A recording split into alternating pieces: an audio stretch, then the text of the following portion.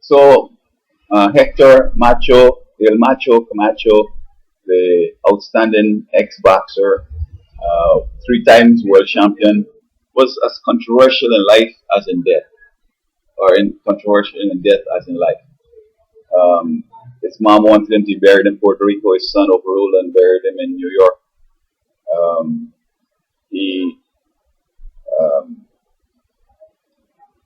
it is alleged several ways he died.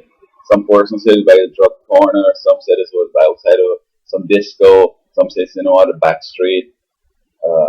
So many different things going on here. However, there's a new spin on his death theory. At first, two brothers were prime suspects. One of them had been involved in a disco shooting here in the same city I live in, Santurce, although he died in Bayamon. It's alleged the same shooter from Santurce shot him in Bayamon.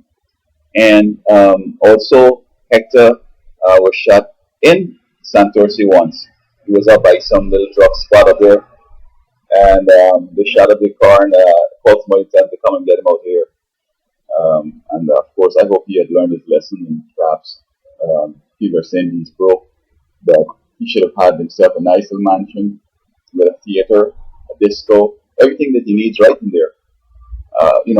With his money, if he's into drugs, get your whole stash, you know, for your own use or whatever.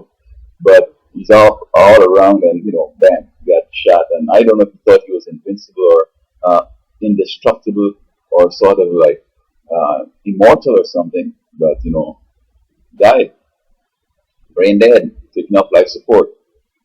And so the new theory is that one of his ex jealousy something, some ex-boyfriend or something like that, jealous of him and so forth. So they might also be implicated in the shooting. Of course, the crime suspects might still be suspects, but it's just that the motive is different, in which they believe is jealousy, and they might have been sort of chartered and commissioned to go and kill him. And so in life, he was a controversial figure. In death, he's a controversial figure. But nonetheless, he was an outstanding boxer. He added a lot of prestige to the Caribbean Indians, because apparently he's of Caribbean Indian descent. And his son also has followed in the boxing line, and it seems as if his grandson is also going to be into that. There's nothing we could do for him. He's dead and gone. No prayers, no nothing, no wishes, nothing.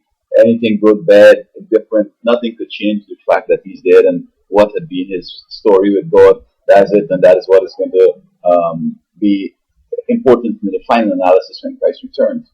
And so we miss him.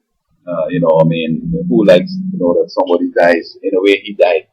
But sometimes it comes, however you live, that's how you expect to die. And if you don't want to die in certain ways, don't live certain ways. You still could happen to be passing and there's an accident, somebody shot at you and so on.